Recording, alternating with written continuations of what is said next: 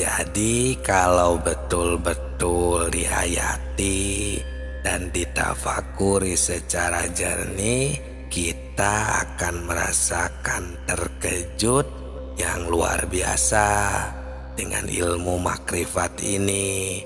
Karena ini ilmu makrifatullah, ilmu tingkat tinggi yang akan menggugah hati kita.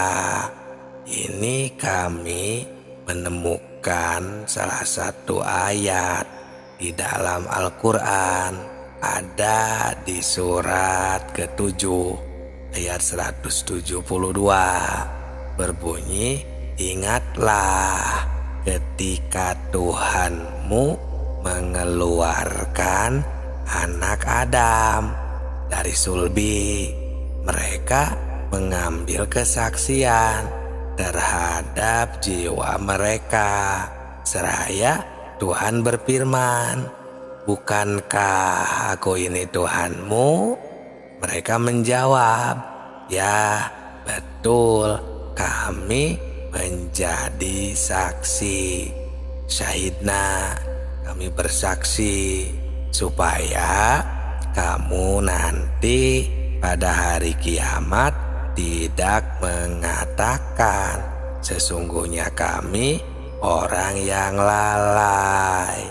Nah, ini sahabatku merupakan ilmu makrifat tingkat tinggi. Karena jika betul-betul dihayati, ditafakuri secara jernih, kita akan terkejut yang luar biasa. Karena ilmu makrifat ini atau makrifatullah ini akan menggugah hati kita.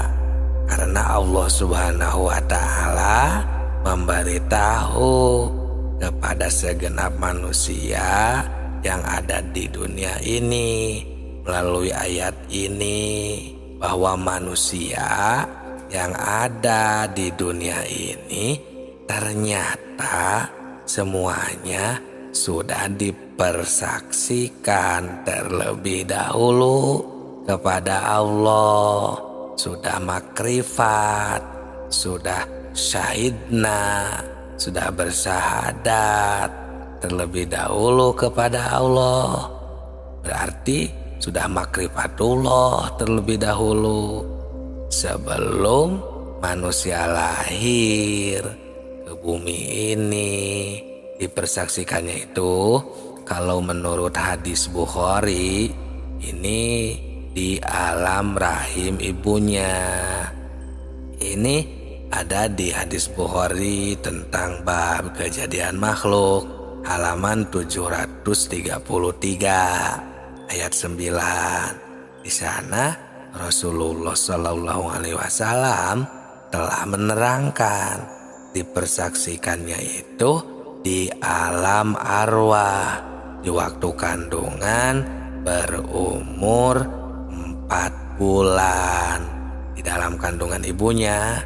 Nah, kembali lagi ke ayat, ke firman Allah tadi ini, supaya di hari kiamat nanti kita jangan lupa lagi kepada Allah, jangan lalai lagi kepada Allah.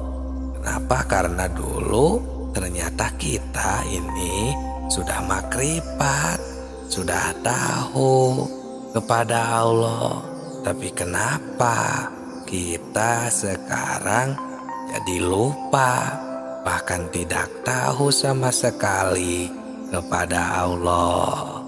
Nah, di sini makanya dikarenakan ini sudah hukum alam, maka Allah mengutus Rasul, Nabi, atau al-ulama warasatul anbiya, para kekasih Allah, ini untuk mengingatkan kembali akan kemakrifatan kita, ilmu makrifat kita, agar kita bisa kembali mengingat Allah, bisa kembali mengetahui dan bersaksi kembali kepada Allah. Ini agar kita sebagai manusia tidak berleha-leha atau tidak hidup terlena, karena kita diamat-amati. Kita ini dipantau terus supaya jangan lupa lagi kepada Allah Subhanahu wa Ta'ala, Sang Pencipta alam semesta. Ya, silahkan dengan hati yang jujur, kita jangan mendustai diri sendiri. Tanya hati kita masing-masing, apakah kita memang lupa, kita tidak tahu kepada Allah, sedangkan kita ini dahulunya pada tahu. Nah, kami di sini akan mengingatkan kembali ya. Di sini cuman harus jeli benar-benar dan mentafakuri beserta menyimak dengan memakai perasaan yang mendalam di dalam hati kita, karena pembahasan kali ini akan memberi perangsang pada kita masing-masing supaya hati kita ini jangan ketiduran sehingga kita terlena dengan apa yang ada di dunia ini. Yang lebih mengerikannya lagi, kita lupa terhadap tugas hidup kita selaku hamba Allah, selaku manusia yang telah diciptakan dan berada di bumi ini. Ya, salah satunya yang tidak boleh dilupakan itu kan menjalankan perintahnya dan menjauhi larangannya yang diperintahkan di dalam Al-Quran dan hadisnya. Nah, sekarang mari kita tanya diri kita masing-masing, apakah kita sekarang sudah ingat kepada Allah, sudah ingat kembali kepada Allah, makrifatullah. Jika kita lupa, mari kita bersama simak dengan baik agar kita mengingat kembali kepada Allah ketika kita melihat apapun di depan kita, bergerak atau kegiatan apapun ya kita sehari-hari, kita harus menemukan kembali Allah Subhanahu wa Ta'ala ada di mana-mana, di dalam apapun, muhitun, akbar, dan maha suci. Contoh seperti kita sedang memakan cabai, contohnya ya, cabai yang pedas gitu ya.